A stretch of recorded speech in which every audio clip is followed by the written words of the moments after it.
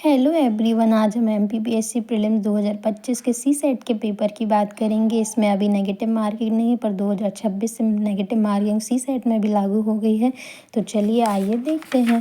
पहला क्वेश्चन है, यदि एक विषमबाहु त्रिभुज की प्रत्येक भुजा को दोगुना कर दिया जाए तो उसका क्षेत्रफल बढ़ जाएगा। ये मैथ्स का है। यदि x + 1/x = 3 है, तब x³ + 1/x³ का मान है। ये भी मैथ्स का क्वेश्चन है। यदि प्लस और डॉलर दोनों भाग को दर्शाते हैं, मल्टीप्लाई व्यवकलन को दर्शाता है, योग को दर्शाता है एवं हैश गुणन को दर्शाता है, तो निम्नलिखित में से कौन सा विकल्प गलत है? याद रखना, गलत है पूछा है, ठीक है। ये भी मैथ्स का है। फिर इसके निम्नलिखित व्यंजन का मान है, ये भी मैथ्स का। इसकी ट्रिक होती है, आप जल्दी से सॉल्व कर लोगे। जब अपन कोर्स में पढ़ेंगे तब आपको बहुत ईजी लगेंगे ऐसे क्वेश्चन। उसके बाद है, एक 200 मीटर लंबी रेलगाड़ी 80 किलोमीटर प्रति घंटे की एक समान गति से चल रही है। एक 600 मीटर लंबे पुल को कितने समय में पार कर लेगी? ये भी मैथ्स का है। निम्नलिखित श्रृंखला पर विचार कीजिए जहाँ कुछ अक्षर लुप्त हैं। सही विकल्प का चयन कीजिए जिससे अक्षर एक निश्चित क्रम में हो। ये रीजनिंग का है। एक डिब्बे में एक समान गेंदें हैं जिसमें से 31 लाल, 23 काली और 57 हरी हैं। डिब्बे से निकाली जाने वाली गेंदों की न्यूनतम संख्या क्या होगी ताकि हर रंग की कम से कम एक गेंद निकल आए? ये मैथ से है, प्रोबेबिलिटी से, ठीक है।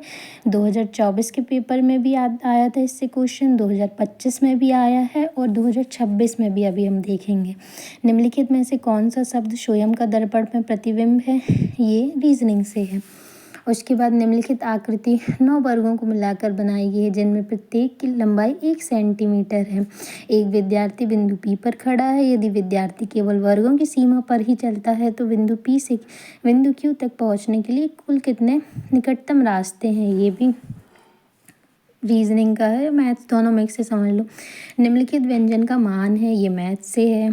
खालिस्तान विद्यार्थी को शिक्षार्थी, लेखक, पाठक आदि के रूप में उनकी क्षमता और कमजोरियों के बारे में जागृत करने में सहायक है।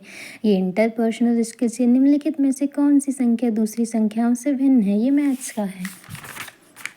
उसके बाद है, एक घड़ी 1 बजे एक बार, 2 बजे 2 बार, 3 बजे 3 बार एवं इसी प्रकार आगे बजती दोपहर 12 बजे से रात्रि 11 बजे दोनों को सम्मिलित कर तक वह कुल कितने बार बजेगी? ये रीजनिंग का क्वेश्चन है, ठीक है। जब संख्या एक शीट्स पर हो तो तल पर कौन सी संख्या होगी? ये भी रीजनिंग का है और मैथ्स दोनों को मिक्स करिए दोनों में, ठीक है। श्रृंखला में अगला शब्द होगा, ये रीजनिंग का है। उसके बाद निम्नलिखित आकृति में कुल कितने त्रिभुज हैं? ये मैथ्स का है, रीजनिंग का। वैसे इसकी ट्रिक होती है, ठीक है। तो जब आप इसकी ट्रिक जान लोगे ना तो आपको ऐसे क्वेश्चन बहुत इजी लगेंगे और ऐसे क्वेश्चन आते हैं और हर बार रिपीट होते हैं, ठीक है। आकृति बस बदल दी जाती है। यदि ये देखो, ये मैथ्स का है। उसके बाद है, निम्नलिखित में से कौन सी परिमेय संख्या नहीं है? ये भी मैथ्स का है, नहीं है। उसके बाद निम्नलिखित कथनों पर विचार कीजिए, सभी कोणों का मापन डिग्री में किया गया। ये देखिए, ये थोड़ा ट्रिक टाइप का, मतलब इसमें कथन दे दिया है, फिर कूट में बताना ये कौन सा सही है, ठीक है। वैसे है सिंपल, अगर आपको कॉन्सेप्ट क्लियर हो तो ये भी आपको ईजी लगेगा। उसके बाद देखिए, यहाँ पे एक लड़का और एक लड़की दोनों एक बिंदु P पर खड़े हैं। लड़का 3 किलोमीटर पूर्व की ओर सीधा चलता है, तब वह बाएं मुड़ता है और 3 किलोमीटर सीधा चलता है। वह पुनः बाएं मुड़ता है और 3 किलोमीटर सीधा चलता है। लड़की बिंदु P से 2 किलोमीटर दक्षिण की ओर सीधी चलती है। अब वह बाएं मुड़ती है और 3 किलोमीटर सीधी चलती है। वह फिर से बाएं मुड़ती है और 2 किलोमीटर सीधी चलती है। अब लड़का उस लड़की से किस दिशा में है? ये रीजनिंग का क्वेश्चन है। लुप्त पद याद कीजिए, ठीक है। ये रीजनिंग का। निम्नलिखित कथनों को पढ़िए और सही विकल्प का चयन कीजिए, ठीक है। इसमें 2 कथन दिए गए हैं तो इस पे हमको जानना है कि कौन सा सही है। ये रीजनिंग का है। उसके बाद संचार संप्रेषण के संदर्भ में निम्नलिखित में से कौन सा तत्काल प्रतिपुष्टि प्रदान करता है? ये कम्युनिकेशन स्किल से है। संचार में प्रयुक्त सबसे महत्वपूर्ण प्रतीक कौन सा? ये भी कम्युनिकेशन स्किल से है। फिर सूची 1 और सूची 2 से सम्मिलित कीजिए तथा सूचियों के नीचे दिए गए कूट से सही उत्तर का चयन कीजिए। ये भी कम्युनिकेशन से है, ठीक है। मतलब इस पे दिया है कि अशाब्दिक संचार का वर्गीकरण है और उसके बाद वो क्या बताता है इसके बारे में फिर ये बताना है, ठीक है। उसके बाद ये DI से, डाटा इंटरप्रिटेशन से, इससे भी क्वेश्चन हर साल आते हैं, ठीक है।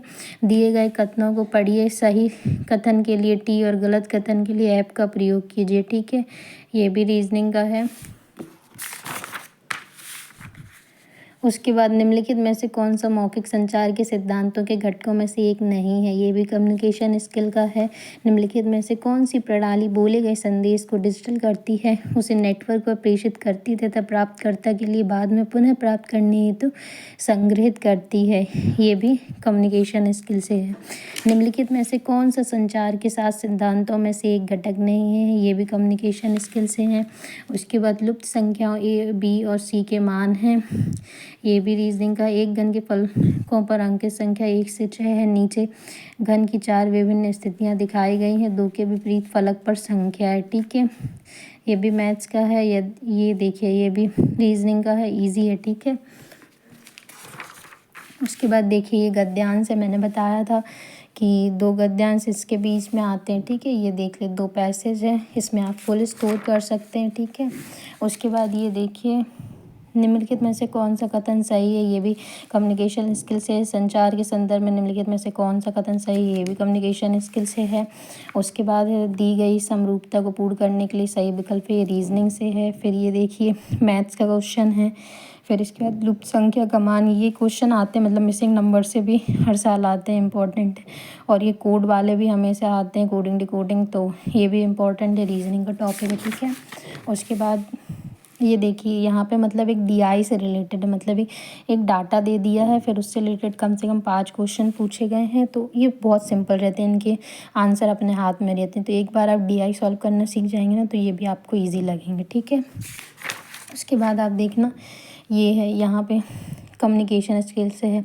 सूची 1 को सूची 2 से सम्मिलित कीजिए तथा सूचियों के नीचे दिए गए कूट से सही उत्तर का चयन कीजिए, ठीक है। उसके बाद संचार संप्रेषण के निम्नलिखित में से कौन सा सही कम्युनिकेशन स्किल से है, ठीक है। उसके बाद है ये वही डीआई वाला रिलेटेड, डीआई टाइप का, ठीक है। तो इसमें भी ऐसे दिया है, तो उसने क्वेश्चन दे दिए हैं इसी से, ठीक है। उसके बाद ये दिया है, एक सड़क पर आपने देखा कि कुछ लोग समूह बनाकर एक व्यक्ति को चोर समझकर पीट रहे हैं, आपको क्या करना है, ये डिसीजन मेकिंग से, ठीक है। ऐसे क्वेश्चन आपके हाथ में रहते हैं, मतलब आपकी निर्णय लेने की क्षमता क्या है इस बारे में, ठीक है। ये कूट वाला दिया है, ये भी रीजनिंग से, विचार करना है इन संख्याओं पर, ठीक है। ये भी मैथ्स है। और उसके बाद ये दिए गए युग में से असंगत युग, ये भी रीजनिंग से। दिए गए कथनों से निम्नलिखित में से कौन से निष्कर्ष तार्किक हैं, ये भी रीजनिंग से है। उसके बाद ये क्या है, मिसिंग नंबर है, ठीक है। पिछले मतलब 2024 के सी सेट की कंपैरिजन आपको ये वाला इजी लग रहा होगा, क्योंकि अब धीरे धीरे उसने इजी सिलेबस किया है। इसी 2026 का आपको और इजी लगेगा, क्योंकि उसने 2 टॉपिक हटा दिए हैं सी सेट से 2026 में, और उन सब की जगह उसने सीधे कम्युनिकेशन स्किल, जिसका मैं डिस्कस अगले वीडियो में करूँगी 2026 के सी सेट पेपर में, ठीक है। फिर देखिए, हिंदी के गद्यांश आ गए, देख लीजिए। ये पहला गद्यांश, फिर ये दूसरा गद्यांश है, ठीक है। फिर ये तीसरा गद्यांश है, फिर ये चौथा गद्यांश है, ठीक है। ये क्वेश्चन अपने हाथ में रहते हैं। उसके बाद देखिए, हिंदी कैसी आती है। हिंदी में देखिए, निम्नलिखित में से शुद्ध वर्तनी वाला शब्द है, ठीक है। ये जब हम हिंदी पढ़ेंगे तो आपको ये क्वेश्चन बहुत आसानी से बनने लगेंगे। उसके निम्नलिखित में से कौन सा वाक्य शुद्ध है, शुद्ध युग्म का चयन कीजिए। नाट्यशास्त्र में कितने रसों की चर्चा है, निम्नलिखित में से विमेल शब्द युग्म छाटिए। उसके बाद ये आग का पर्यायवाची शब्द नहीं है, परिव्राजक शब्द से तात्पर्य है। भ्रमर का पर्यायवाची शब्द है। वज्रदेह में कौन सा समास है, सुब्रन को ढूंढत फिरत कभी व्यभिचारी चोर में श्लिष्ट शब्द है। उसके बाद है, प्रोत्साहन शब्द में कौन सी सद्धि है, अध्यारोप शब्द में कौन सा उपसर्ग, विमेल विलोमार्थक शब्द को जो छाटिए। अदय का विलोम शब्द है। उसके बाद ईषत् का विलोम शब्द है। उसके बाद सावधान 22 पसेरी का सही अर्थ है। महाजनी शब्द में कौन सा प्रत्यय, दाँत काटी रोटी का सही अर्थ है। निम्नलिखित में से शुद्ध शब्द छाटिए, अपनी प्रशंसा करने वाला कहलाता है। एक बात हमेशा यहाँ पे जो मतलब दिए गए हिंदी में जो भी पर्यायवाची सही अर्थ जो भी, इसको आप प्लीज़ पढ़ के जाना। ये कई बार ऐसा होता है कि मेंस में भी यही उठ के आ जाते हैं, ठीक है, क्वेश्चन वहाँ पे। तो कोई भी पेपर को इग्नोर नहीं करना, मतलब एक बार हमेशा इन पेपर्स को देख के, याद करके और पढ़ के जाना है, ठीक है, अपने हर स्टेज में, ठीक है। तो मिलते हैं अगले वीडियो में, जिसमें हम 2026 के प्रीलिम्स के पेपर की बात करेंगे।